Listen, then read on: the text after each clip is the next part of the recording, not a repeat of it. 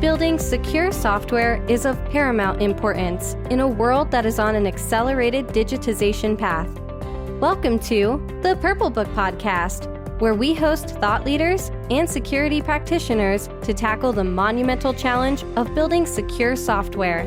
Our mission is to spread awareness, challenges, and best practices in secure software development. This show is your guide to hearing inspiring stories of leaders building secure software against odds, and getting to know the personal stories of these leaders who make it all happen. Here are your hosts, the members of the Purple Book community.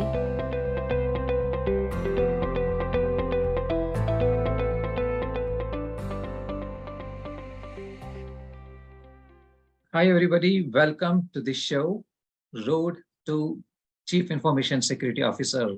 This is a show that captures the journey of security professionals on their journey to becoming Chief Information Security Officers. And today's guest is Rohit Parchuri, who is SVP and Chief Information Security Officer at Yext. Rohit, welcome. Thank you, Raj. This is amazing, and I'm glad to be here. Yeah, thank you. Thank you for coming. And just a bit of a background about Rohit before we get started. Rohit's journey started out at DePaul University as a COL expert and then as a network systems administrator at Rackspace. And over a period of time, he has held various positions. And it's very impressive to see the rapid strides that he has made in his career. Before Yext, he was Chief Information Security Officer at Collective Health.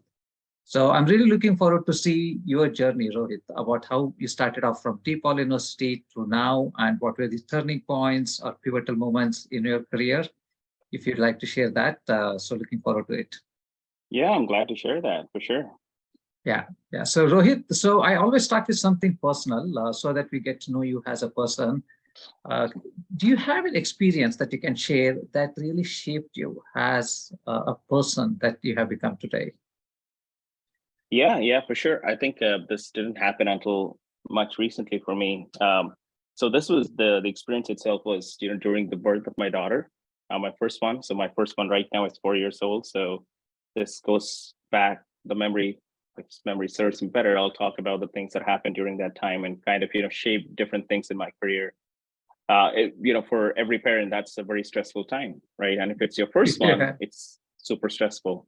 You don't know what to expect. You don't know, how to deal with it. You don't know how to take care of the baby, a bunch of things. I was just talking with you just before the show about, all the things we have to do as parents. But for me, I think that is a very humbling and also overwhelming experience. We, in this day and age, I think we travel and we run so fast in different things, personal work, 100 miles per hour. We're going in all sorts of directions. In some cases, we do know where we're going. In some cases, we don't. So that kind of, helped me stop and pause for a minute and reflect on all the things rather than simply going about it. I think, kids kind of, bring you back to the reality. We hear this pretty often. I've never experienced it, always secondhand knowledge. So I've experienced that, when that happened for me. So it gave me, I think it gave me a ton of things, in my personal life on how I implement that and how I, kind of take care of the family, take care of my little one, and also myself, more importantly. But from a work standpoint, I think it kind of, it's helped me in a few ways. So really acknowledging the work and the accomplishments that we do, both myself, my team, and the people that I work with, and also kind of acknowledging the success that came along with that, rather than, just right after one thing is done, check that off and then move on to the next one, rather than doing that, like, going back to stopping and reflecting about the things that we did. And showing empathy also, I feel, has definitely grown in me in looking at things from the other person's perspective, because I've been in the same situation. So, I can kind of relate to that now, not just about the kids' situations, not just about anything else, but in general, like even within work, like if somebody's struggling with something, or if somebody's not able to accomplish something, maybe there's something else to the story. That kind of definitely helped me out. So kind of making sure I take more of a, different perspective when I think about situations with them. I think one of the biggest things I would say is kind of embracing this concept of non-perfection. Everything doesn't have to be perfect, right? There's no way everything will be perfect. Always you'll find something. So I think just embracing that, bringing that into the mindset that you just have to work with what you have and make the best out of it. I think that was literally the big lesson that I learned, because when it happened, it happened so fast. And I was like, okay, I want to make everything perfect, but apparently you can't. You only have so much control over the situation, right? So, yeah. Yeah, such an amazing story. Definitely has parents. I remember it reminded me of my own experience. And I was so nervous when we had our first daughter, the fact that I used to think that, am I doing it right? Am I taking care of this little girl properly? Right? There are always these questions that used to bring doubt in my mind, but learning to be imperfect, or being okay with imperfection, I think that's such a great way of putting things, that even at work, not everything is going to go perfectly, right? Even when things are under our control 100% of the times, just things don't turn out the way they come out, right? And having that sense of balance certainly helps. And I can relate to your experience of in my life, my daughter, I now have two now, they brought the balance. Otherwise, I was this hard-charging, laser-focused on my work. And now there is balance to it, right? And at the end of the day, I'm like, that's who I worked so hard for. And if I don't spend time with them, So thank you so much for sharing that experience here. Yeah, for sure. For me, so now going to the professional side of your journey, right? So can you share your experience? I would like to know from DePaul University, started out as a call administrator to now, and what are the pivotal moments, you would say, in that journey? If you can go back and say, you know what, I did this, this is the choice I made, and this is how it all shaped up. Yeah, it's a great question. So let me kind of alter that just a bit. I think the turning points are pretty much at every event, or every simple task, or it could be as simple as, just making a simple move, like even within, a nominal job that you have. Like, my first job as full is basically stands for course online administrator. It was a part-time job, right? So I was doing my master's, and then, on the side, I also did that. The simple things, even that defined me. When I did certain things there, it kind of defined, the direction that I need to take in my career. So I wouldn't say major turning points, but even minor, major doesn't matter. Like, there's so many things, in your career that are actually going to define you. Even simple choice will define you. So starting off there, I think, the course online administrator, it's more about networking. So I kind of, help myself understand a lot of fundamentals around the networking, especially the layer 1 through layer 4. And that kind of, helped me to see how can I fit security into that fold, because my master's was in cybersecurity specifically. So I was like, I was trying to think, like, which concentration, which majors, like, where exactly do I fit properly? Because I didn't really have a lot of software background before I got into security, so it was kind of wide open for me. So that job, helped me kind of put a few things into perspective. Right after that, when I joined Rackspace, I joined as a network and systems security administrator, because that defined my path now. So I was able to take that and kind of see both sides of the equation, network engineering onto itself, and also how security mindset falls into that. Right after that, I went to ServiceNow. I joined as a vulnerability analyst at ServiceNow, but given I was like the third or fourth person within security, so ServiceNow itself was pretty established back then, but we were the founding team within ServiceNow. So it was like a macrocosm and a microcosm, right? So it was wide open, right? So there was no program set up, and we were trying to hire people so we can start satisfying the customer's needs more so, and we were also going FedRAMP at that point. So it was a pretty big expense for the company. But we're thinking about, it's just not going to be a compliance thing. It has to sustain itself. So we need to build out a program, an effective one at that. So it was, the opportunities were there. So I kind of tapped into different things. When I started off, I was more focused on networks. Then I went into building an application security program because there was not one. So we had to build that from the scratch.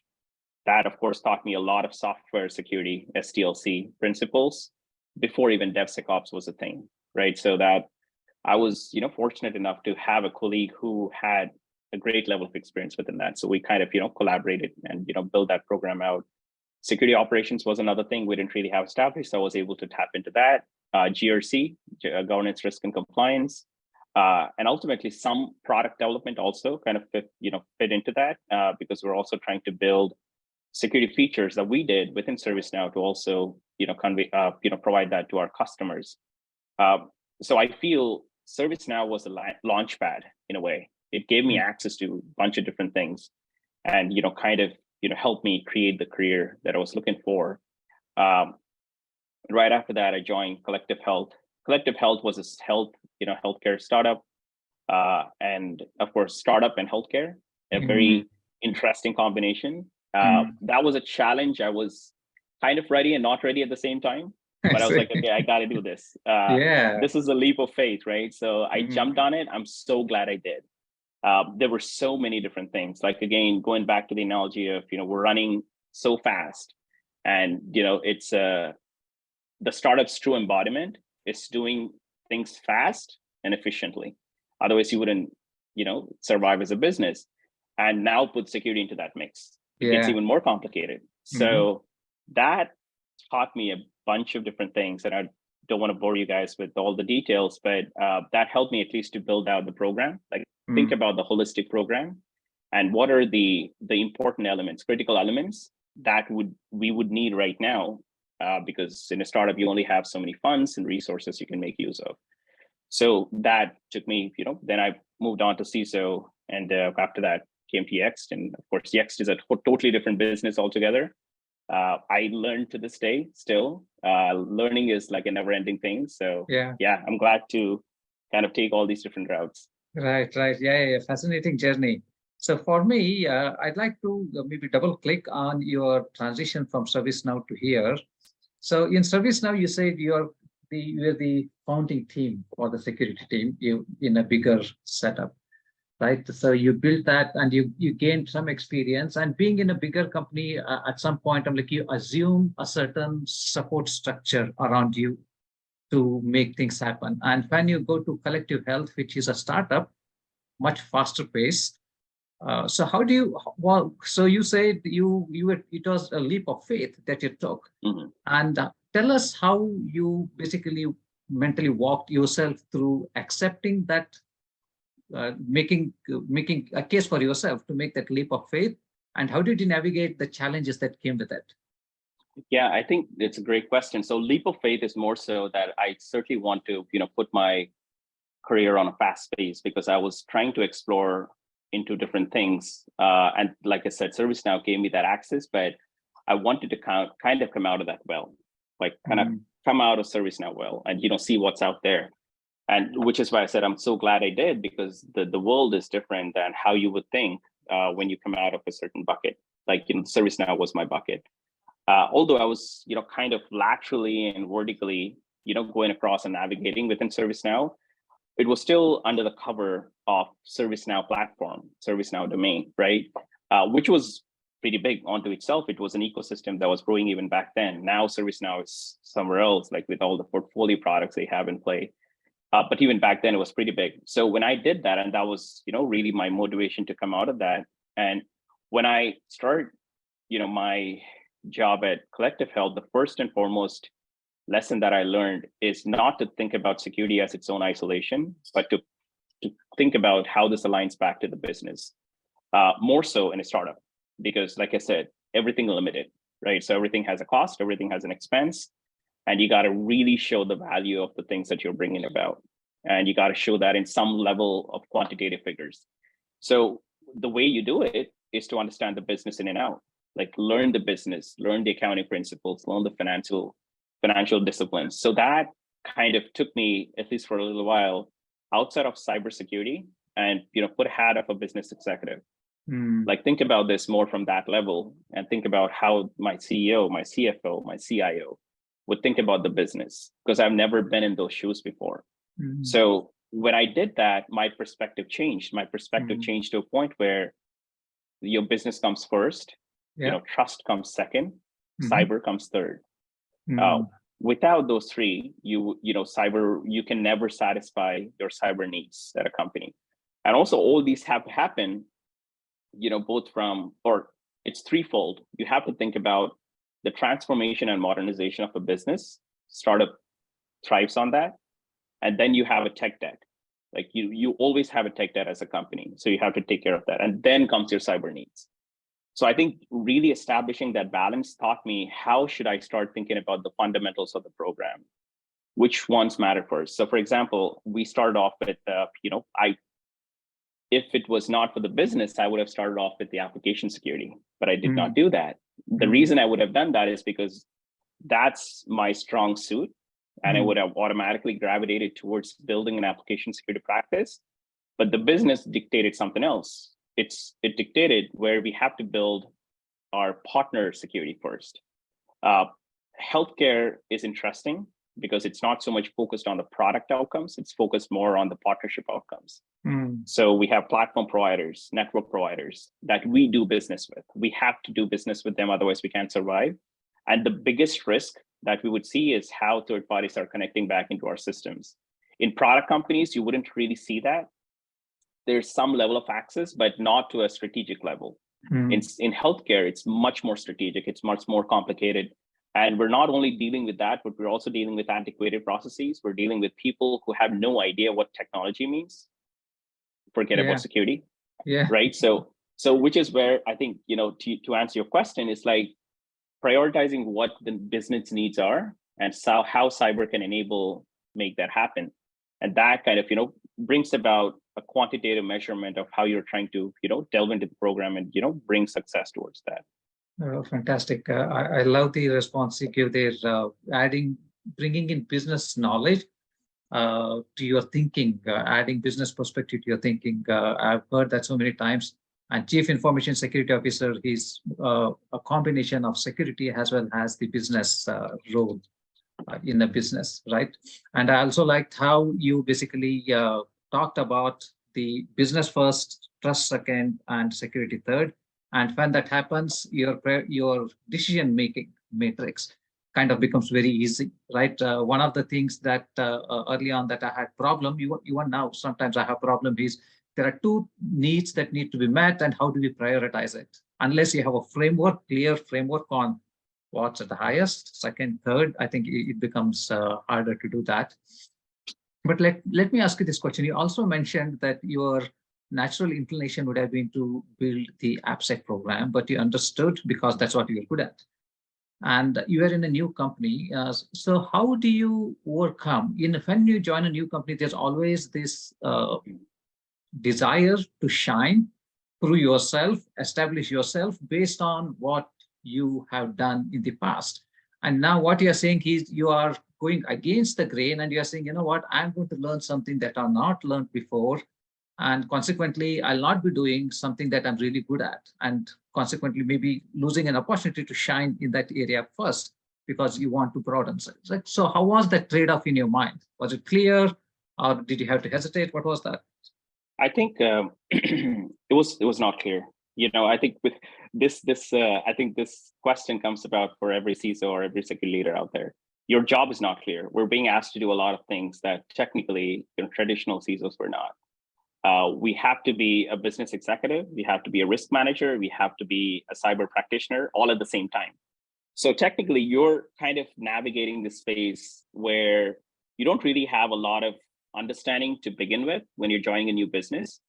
But you also have to hit the ground running to make things happen, because you're kind of being viewed as this person who's going to help us transform cybersecurity within a business.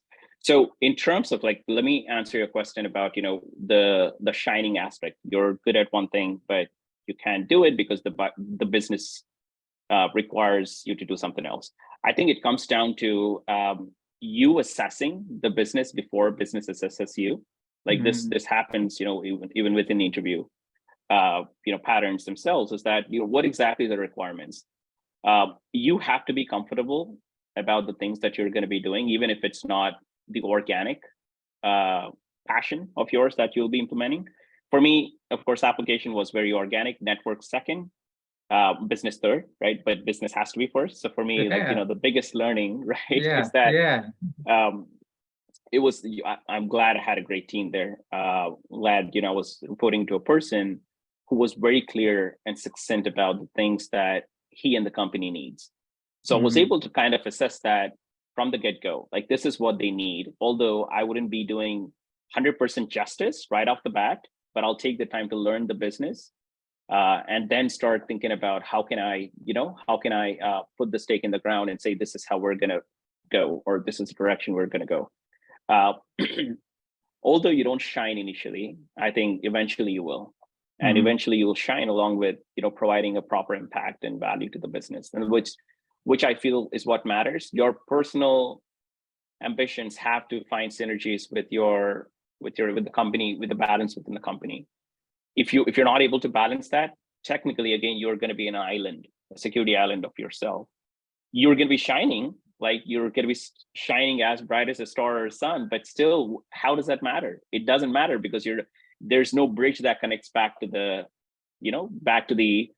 land where the business actually operates. So I feel like, I think if you're doing the right things, if you're focusing on the right things, showing the impact, the shining is an outcome. Yeah. You don't start with that, but that's going to happen anyways. Yeah, I mean, brilliant. And so I just love this. I love what you said. You have to assess the business before the business assesses you, right? I just love that you took that time and stepped outside of your comfort zone to do something like that. Looks like you had a manager that supported you with that process as well, right? Absolutely. And I also like the contrast that you made, that you might be shining most in your area of excellence, but if that's not tightly aligned with what the overall business wants, then you might be shining, but not many people will care that you're shining in an area which is not so strategic for the overall business itself, right? That's fantastic. So how do you go about so there is role of managers and the role of mentors in business in your or in your professional journey, right? How would you go about one seeking mentorship within the organization? And I think that's always a bit of a challenge, right? Because sometimes your manager is your mentor. That's best. I'm like, there's just a not natural synergy there. Did you ever have a mentor who was not your manager? And how did you go about motivating that person, if you had one, to spend their time and talent with you? Yeah, so two parts to the question, right? So one is the mentors, the value they bring, and second is like you being a mentor yourself. Yeah. So I've had multiple mentors. I'm not, I'll definitely, say this. I'm not, I wouldn't have been the person that I am right now without the people that actually supported me, especially the mentors. But I also add on another thing there. So mentors and coaches, I think you need to separate those two out. Mentors are the people who kind of share their knowledge, skills, and their prior experience and whatnot, so you don't do the same mistakes. So you think about, things that they've done and, so slightly periphery maybe also, but you use that to develop and grow. It's very generic, right? So mentorship is very generic. Coaches is much more formal. So the way you translate the knowledge of a mentor to execution is where the coaching comes in. A coach is much more formal, measurable, quantitative, and ultimately they're trying to make sure you're actually reaching your full potential, not by the verbal commitments, but by the practical approaches. You're actually putting something on the ground and making sure this is actually how it's going to be executed. So I would say start with mentors, but also make sure coaches are being brought into the equation so you can actually make some strides into that. I was fortunate, very fortunate that I was able to, find the balance between those two archetypes. And so both, I think, I would say a combination of managers, my colleagues also acted as my mentors, and the network, the beautiful network that we have with cyber professionals, man, that is amazing. Like, all you have to do is reach out. Like, I see, maybe this is true for other professions too, but my experiences with cyber specifically, but most of the cyber professionals out there, if you reach out and ask for something and be clear and transparent with your intentions, they will help. It's as simple as that. But you got to be very specific and articulate about what you're looking for, right? So if you're not that, then technically they're doing the work for you. That's not right, because you have to know what you need first, and they'll definitely come into the fold and help you out. In terms of me being a mentor, I try to do that every chance I get. I don't really take that like as a title per se, but in my day job, or when I'm advising other companies, or when I talk to an aspiring individual who comes, who's maybe the next step for them is a CISO or not, or something within security itself, is one thing I focus on is like what are the goals that they have in mind, the personal and professional goals. You have to have a balance between them. If you're only focused on the professional goals, then technically your personal life is going to get affected. Yeah. If you're only focused on personal, then work life is going to get affected. So, make sure you write them down, whatever the best way for you to capture that is. Write them down and find synergies between those two.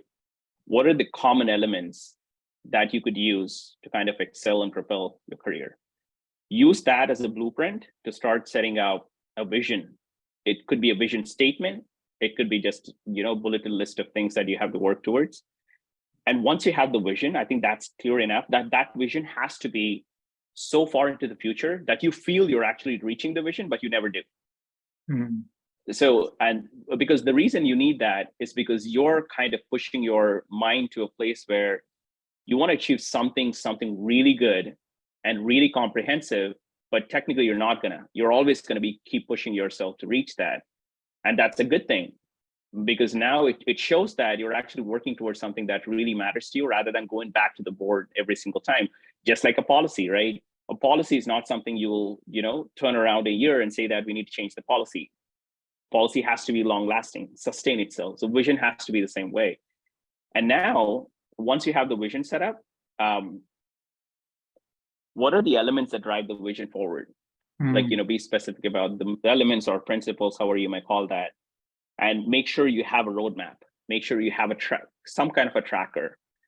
This is a tracker that you would use to reassess the principles that go into the vision.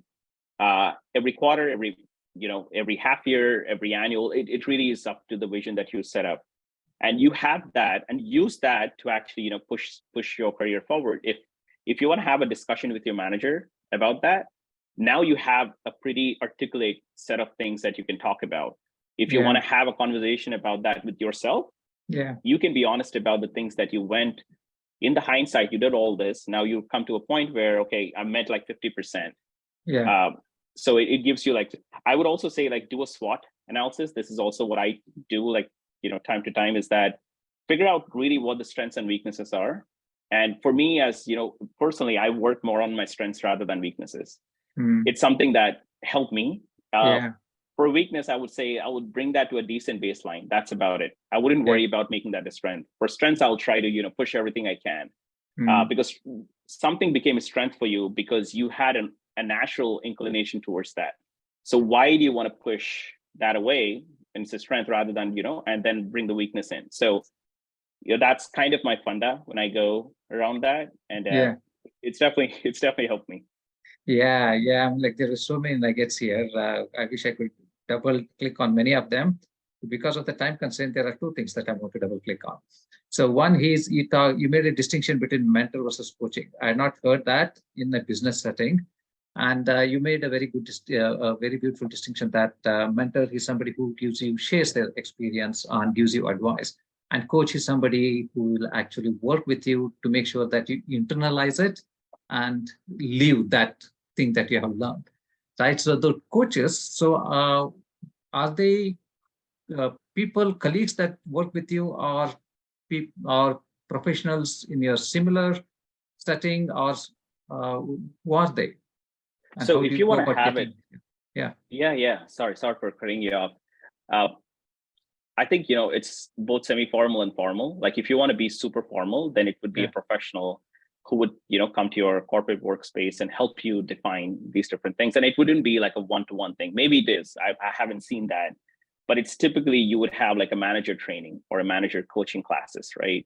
And it's a little more intense driven. So you would actually go through like, just like any other class you would, like if you're taking a certification or, if you're going to school, you would have a specific curriculum that you have to go through. You have, the case scenarios that you have to go in, you have to perform the exercises, the capstone, the whole thing. That is fully formal.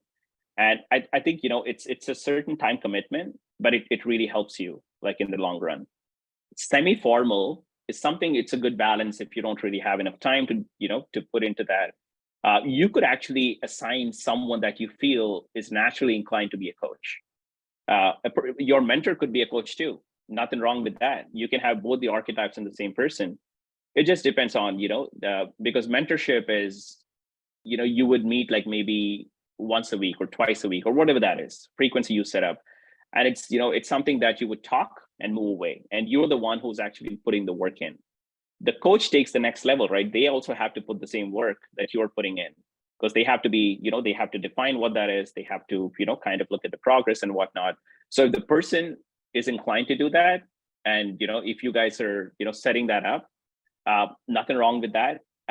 For me, I've had an opportunity to do that as part of my performance evaluation. So with my manager directly, like I said, I was fortunate enough to find this person who was able to do it for me. So before, my intentions were clear that this is where I want to go.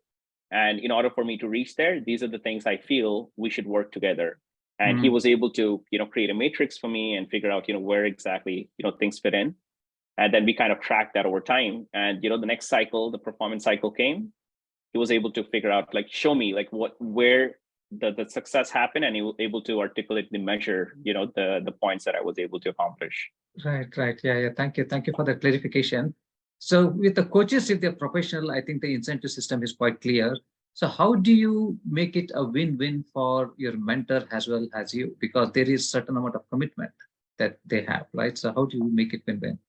Yeah, it's tricky, right? I think it has to go both ways. I think you like look at, think about all the things that you could do, like both professionally and personally, right?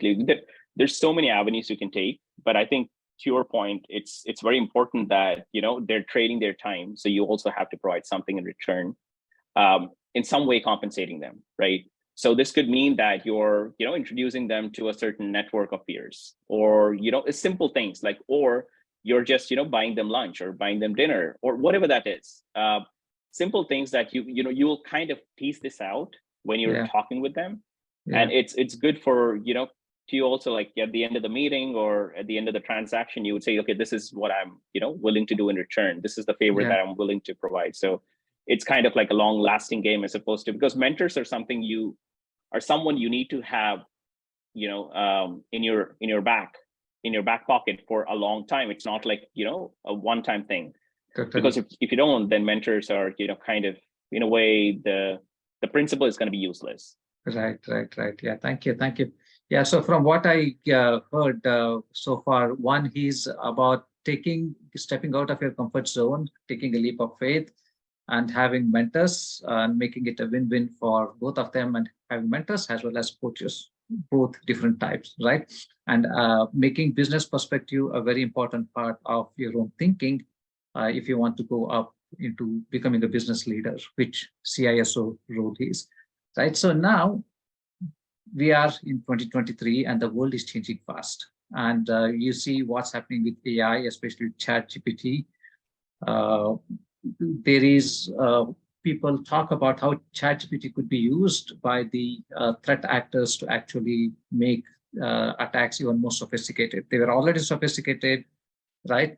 So how do you see, looking into the future, a world which is going to be very digital?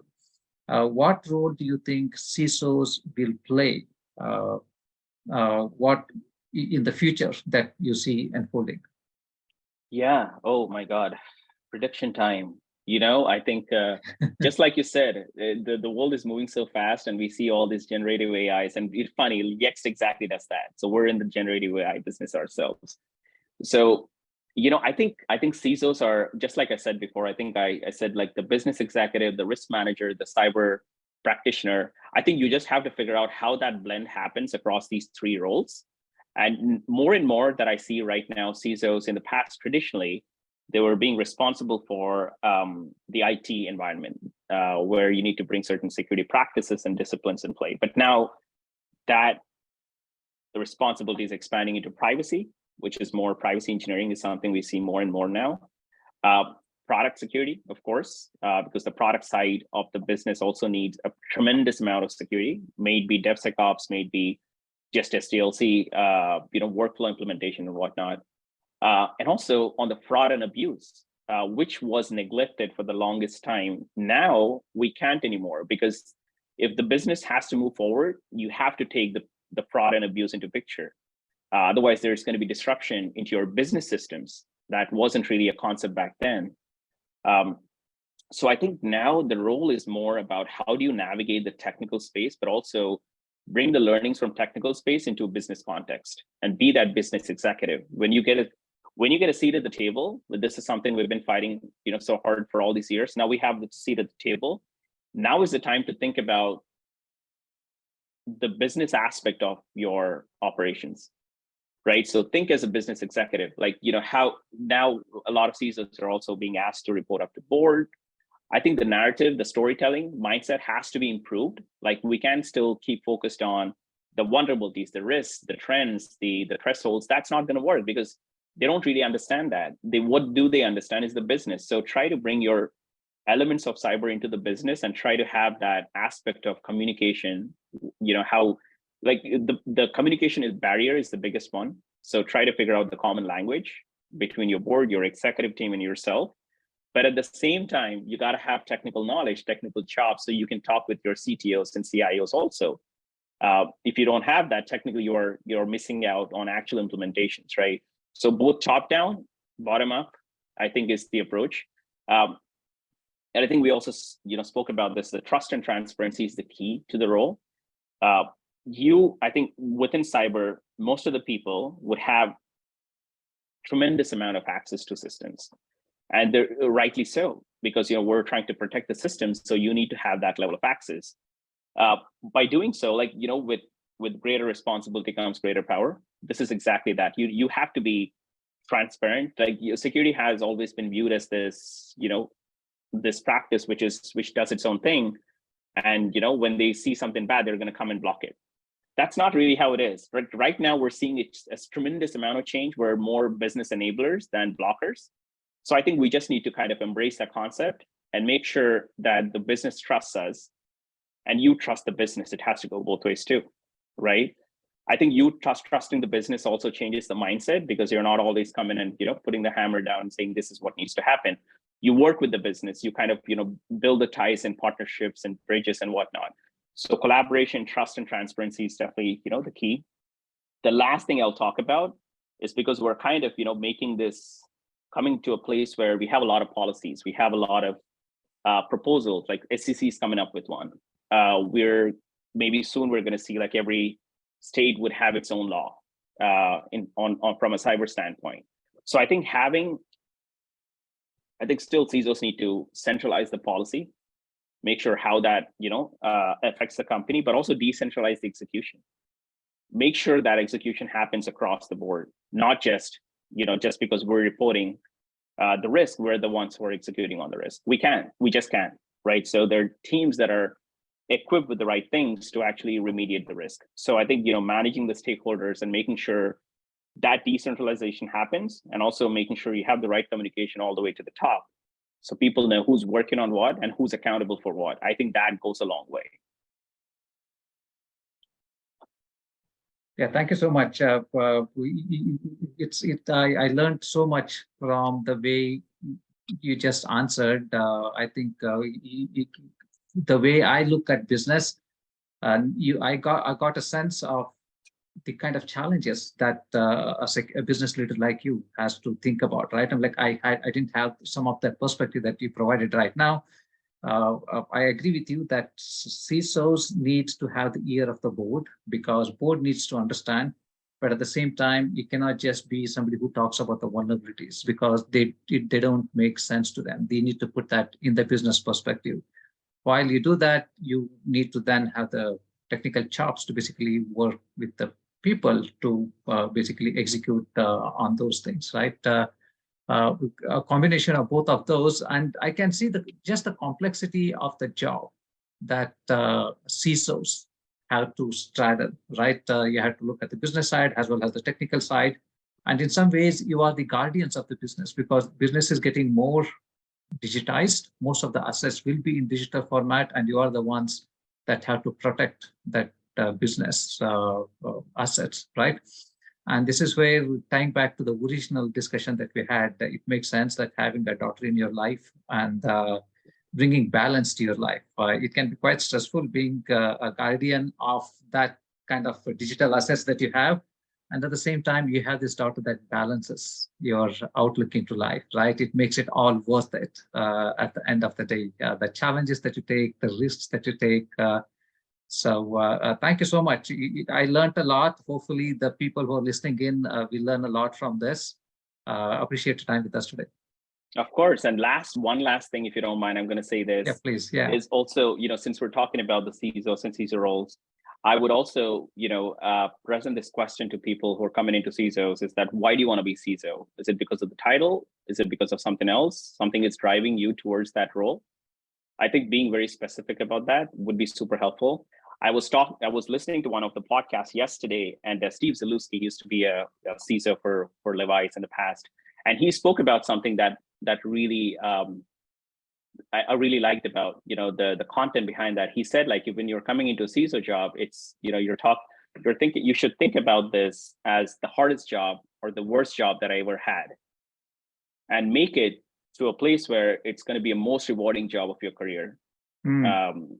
Which makes a lot of sense, because you're taking this in a place where there's going to be a lot of things you have to deal with, but at the same time, you navigate that space and make it something that's worthwhile. Right. Yeah. Thank you so much. Beautiful perspective. Articulate. I see that you take some complex things and make it very, very simple. That's probably part of the reason behind your success there. Thank you so much, Rohit. I see you around in Purple Book. Thank you, Raj. I appreciate it. Thanks, listeners. Thank you. Yeah. See you. Thanks for listening to the Purple Book Podcast, home of the world's top security leaders. If you enjoyed this episode, find more content from our experts at thepurplebook.club. Remember, it's thepurplebook.club, not .com. Follow us at the Purple Book Community on LinkedIn and Purple Community on Twitter. Until next time, these are your hosts and guests signing off.